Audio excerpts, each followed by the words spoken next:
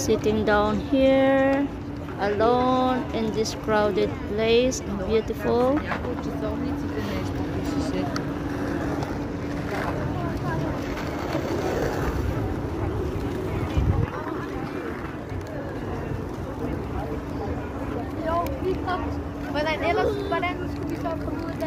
Let's eat something here.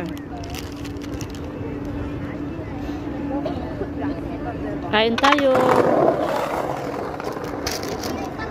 Bumili ako ng something dun sa 7-Eleven kasi nga I'm starving.